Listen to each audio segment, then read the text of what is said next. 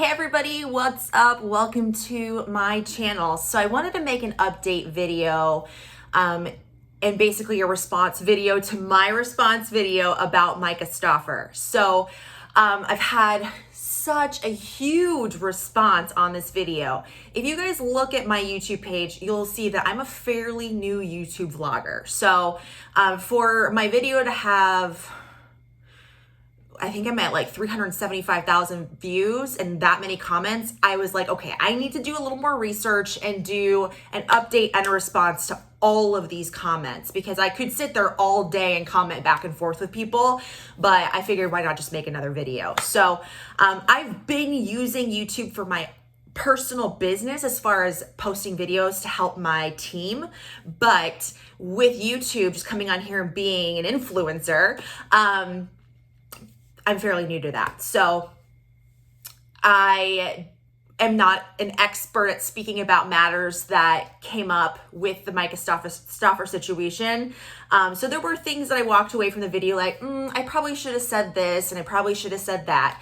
But real quick, if you haven't seen the other video, I am a mom of two. I have an adopted son, and I have a biological daughter, both of which would be considered special needs. My daughter has ADHD and ODD. I have those things too. What do you know? My son, he was diagnosed at birth with what's called ACC, which is, and his is partial. So basically it's he's missing or has a thinned membrane between his right and his left hemisphere in the brain, causing a lot of the same issues and challenges that kids with autism have. And I mentioned in my last video that I never complain about my kiddos and I don't post their tantrums. But I did feel a little bit bad about posting about or saying what their challenges were and talking in detail about that. And I just want to reiterate in regards to talking in detail about my kids and like their challenges. No matter what their challenges are, I don't see them that way on a day-to-day basis. I don't even my emotions are very, I guess you could say, balanced.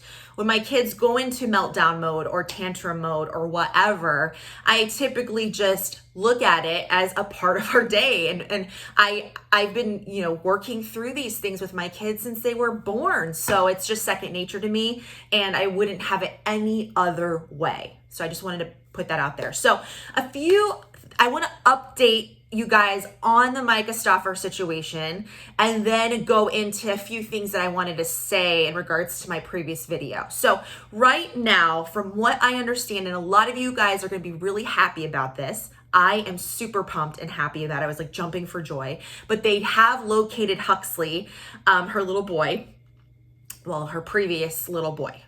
They have located Huxley. He is with a family. Here's the issue though. They don't know how he ended up with that family, if the adoption or situation homing, I don't know what the proper readoption, if it's legit, legal, or did they sell Huxley? Some people have been saying, oh, they probably sold him on the black market, which I don't believe that. So, I don't think that, but it's possible that there could have been a sale, they could have had them pay a facilitation fee, which is in private domestic adoption, you do pay a facilitation fee to an agency, and the facilitation fee, guys, is basically pay me for me telling you about said baby and birth mom. That's it. That's really all a facilitator does. It's like a relationship, like a in-between person. So they don't know how legal or how any of this came about. But Huxley is not in state care. He was not put into foster care. He is not being looked over by the state. So that's the best news out of all of what I'm going to share with you. So he's good. He's okay. I'm not saying that he's good, for the rest of his life but he's alive and he seems to be healthy from the sounds of it. Now, as far as mental, how he's doing mentally, I can't speak to that. I could imagine after being with your brothers and sisters and your mom and dad for 3 years, leaving your home and not seeing them again could be pretty traumatic. So I'm really hoping that he is in some sort of therapy. I'm sure he's in therapy. He's got to be, especially for his special needs. But I hope he's in some detailed, specific therapy for that particular issue that he's going to face, which is basically more issues with attachment. I mean, is he going to trust anybody ever again? He was, taken from, or his birth mother, adopted him out, and then he stayed at that adoption, I'm thinking what the name is. He stayed with the orphanage, and then he left that place, and then he became part of Myka's family, and then he left that place. So yeah, if I were him, I would have trouble attaching to anybody. I would have had trouble attaching to anyone a long time ago, right? So we can't blame him for if he did have any attachment issues, which I said in my last video, I just don't really think that he's the one to blame on the whole attachment front, considering it was 2 when he was adopted and he's now 5.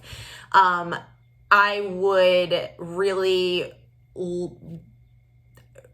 think that it was more on the mom's end, but who knows? I'm not certain for sure. So that's good news. Myka did take down almost all of the Instagram posts regarding Huxley. I think there were a few that he was in, but anything about him was taken down, which is awesome, but also really sad, just randomly sad from my perspective, because it's like he never existed in their family, it stinks. It's really freaking sad. So if you do go to our Instagram page, which I really hope you guys don't follow her page, just because and maybe you might want to, but I don't want to drive more traffic to her page right now in case she could be making money off of this whole situation. But she did take those photos down, and many of the YouTube videos, in fact, all of the YouTube videos about the adoption and about Huxley have been taken down. There is a website that you can go to that still has those videos up. It's a Chinese website. I may be able to find the link and I may be able to share it. Speaking of links, I did not post links because the links that were posted that had access to were broken. They didn't work. And I guess whoever was creating the signature page shut it down. Because he was found. I'm pretty sure that's the reason. So I just ended up not putting any links up because I wasn't sure where to send you guys. So the videos are down. Huxley has been found. The Instagram photos are down, and that's all we know right now. Myka and her husband have lawyered up, which is smart on their end because the entire internet's upset with them. So, and also the police investigation that's happening, just because they found Huxley does not mean that the police investigation on the family has ceased. They are still investigating the family in regards to the biological children, because if you are capable, I believe, if you are capable of treating any child the way they treated Huxley in some of those videos, and in this whole process of readopting him out, it's possible that you could treat your biological children that way.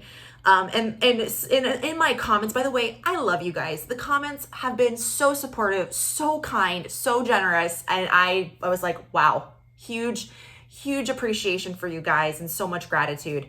But a lot of the comments said, and I had the same thinking, what are their kids to think right now? Brother is gone. Our brother that we've had in our home for 3 years. That's like me taking Warren from Scarlett. That would be a total mind fuck, by the way. My daughter would be like, huh? It would totally stress her out. But those kids, they're thinking, okay, my brother's gone. My mom readopted him out. What's going to happen if I'm not perfect, or if I'm, being bad? Will my mom adopt me out, or rehome me, or get rid of me in some capacity? So I do think about those kids a lot. I don't know what that house is like behind closed doors, off camera. In fact, this is where I kind of give Myka a little grace here.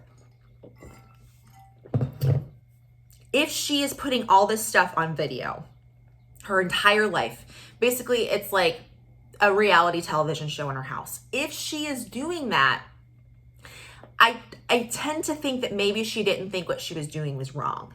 Like I think that maybe she was sort of more so ignorant than a bad human. People on the internet are calling her all types of names, calling her a horrible mother, a horrible woman, a monster, an asshole, a bitch, like all kinds of names, okay? And my gut instinct is that she isn't a bad person at all. I think that she legit did not think what she was doing was wrong. I think that she thought that adopting Huxley was going to be great for her family and great for her channel and her, influencing. And I think that she thought the way she parented and loved her kids was enough and was right. And I think the way she treated Huxley, she thought was right. Duct taping his hands, I still can't get over that, because what happens when you rip duct tape off of like paper? Oh my gosh, imagine ripping it off of a child's hands. I'm not sure, but I'm thinking maybe they got that advice from a therapist or something, but I've never heard of that before. But I think that she genuinely thinks that this dysfunction and the way she is proceeding about parenting, I think she thinks that it's okay and right. And when the entire universe stopped and said, holy crap, no, this is not right, she was like, oh, okay, that wasn't right. I think she thinks that she's maybe embarrassed, or maybe like, what did I do? Like, I thought I was doing the right thing. I mean, in her confession video on her page, she is crying. And I see a genuine despair in her eyes and her voice, and in her husband's voice. I see a genuine despair. And I think the despair is like, oops, what the heck did I do? Like, I came into this whole thing wanting to earn some money, do that on Instagram and Facebook and YouTube. I wanted to create, by the way, before she had this channel, she was making money on the internet in other ways, they found. Oh, and one last thing I forgot to update you guys on. A nurse, she was a previous nurse, a nurse came forward and said that she, and this is not proven, this is just all rumor, but that she got into a physical fight with a pregnant nurse at where they were working at. So totally random side fact, but so anyway, she was making money on the internet before anyway, and I think she saw YouTube as an opportunity to use her family to inspire and to maybe help other people. And somewhere along the way, things got convoluted. She just took things just a little too far. I feel like everything was like fine and dandy with like posting about your hair and your makeup, which is stuff that I like to do too. And then she thought maybe I would adopt and show his struggles and journey. And I think she didn't know what that was supposed to look like privacy wise. I think there were a lot of boundaries that she crossed that should not have been crossed, and she didn't realize that. So like I said in my last video, was definitely trying to find or understand her perspective, or give her some grace. Okay, so that's where I'm at with her. Again, I'm not one to mom shame. If you look at my videos on YouTube, I have never done this before. I've never talked about another mom, because we're all human. We're all different. We make mistakes, especially moms. We don't know what we're doing. These kids don't come with a manual. We're just out here guessing. And I think Myka guessed and guessed and guessed to a point where it was too much guessing. So like, for example, when the doctor told her he's got all these needs and she said, I've got it. I was a nurse. I can handle it. She was wrong. She could not have handled it. Obviously, she had to re-adopt him. But she was basically, let's do this. And she just kind of like thought she could handle everything. And then it just kind of went to shit from there. So, okay. So I want to speak to some of the comments in my video. that were common comments. Number one, I have never made a video talking about another mother. The only reason I made this video is because of the influx of questions on my Instagram from other people asking me questions about the situation, because I am an adoptive mom and a special needs mom. So that's why I thought, okay, I could make this video and speak some truth and give some perspective. I don't hate Myka. I don't have a problem with her. I don't think she's a monster. Like I said, I think that she's just a mom who got way ahead of herself and made some massive mistakes that unfortunately were at the detriment of her son and her family. So no, I'm not shaming. I'm not trying to say she's a bad person, just made some bad decisions. And I really hope that her kids are safe. And I hope that she, at the heart, in her heart of hearts, or she fully believes that she made the right decision and that was the best decision for her family. At the end of the day, obviously, Huxley is out of their care, and that is good. Wherever he is, that the doctors and their family saw fit for him to go to, and the police have identified that as a place where he's safe, it may just be a better situation than being at the Stoffer's house, in my opinion. So that was a good thing for Huxley, and I think and I hope this is finally the end of the trauma for this kid. Just hopping around homes. I hope that he is at the end of the trauma. Okay, so in regards to the father, I've gotten a lot of comments. Why would you just put all the blame on Myka? Why would you only say, Myka? I have to apologize. I don't know why I didn't talk more about the husband. In fact, I'm sitting here and realizing that I don't even know his name. He has a YouTube website, a YouTube page with like a lot, I think like millions of followers, and it's like a cleaning garage page. I just know his last name's Stoffer. So I have to apologize. I did not include him more in the video. The reason I kind of only spoke about her is because I was speaking from a mom's perspective about another mom, and everything I've read about Huxley and everything I've learned about in regards to this situation was through Myka's page, through Myka's posts. It was never from the voice or perspective of the husband. Now, there is one situation where he did say in a video that he did bedtime for Huxley. He was a little bit close to Huxley, and that Huxley got up with him in the morning to help him in the garage and stuff early in the morning. So it seemed like he had a pretty good relationship with Huxley, and there were few photos of just him hugging and holding Huxley. So that's why I didn't really speak a lot about the dad, and I should have, because it does take two to tango. In my household, my husband actually, because I run our business most of the time, he takes a huge role in our kiddos' lives. Someone even said in my comments not to say kiddos. I don't know why, so I'll say kids. He has a huge role in our kids' lives. If he were gone, we'd be in trouble. Like, he is so important to our house, in our home, in our family.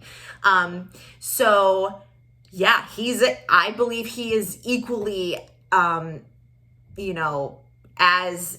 he messed up just as much as she did. And I feel like she kind of led the way for this adoption, and he kind of just went along with it. Fell in love with Huxley, but saw maybe that Myka and Huxley weren't connecting.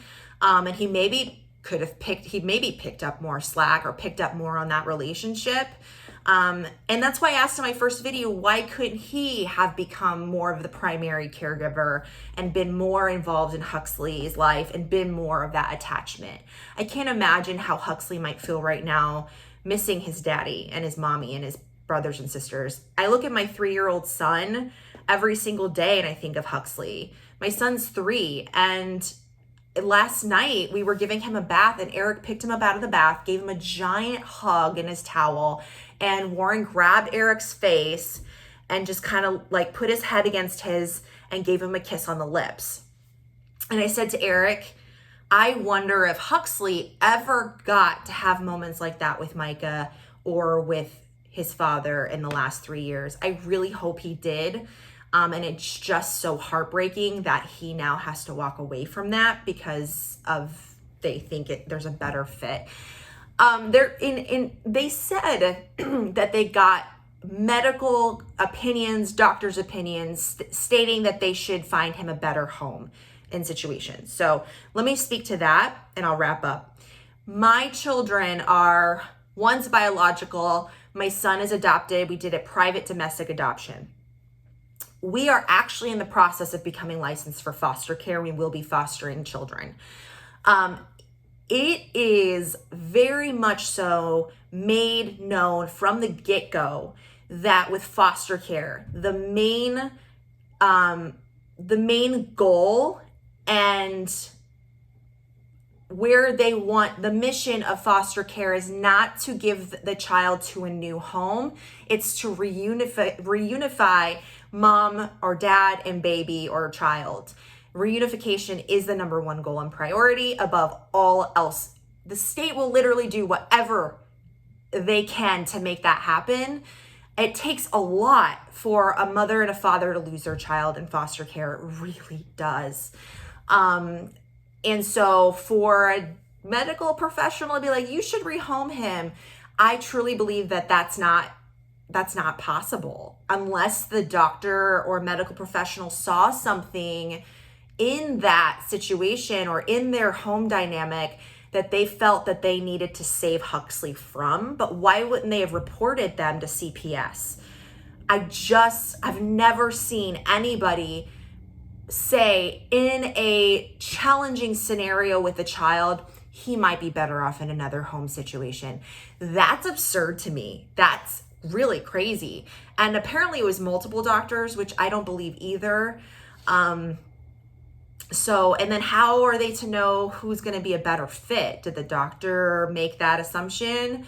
Every time I've had a challenge with Warren, it's like, how can we fix the problem and work through it in home and not disrupt the family dynamic? That's what, no one's gonna be like, hey, all right, you know what? Especially, with a biological child too. You know what? I know that you love your baby and you've had him for 2 years, but I think he might do better in a different family scenario. What do you think? Also, guys, the Stoffers could have said no.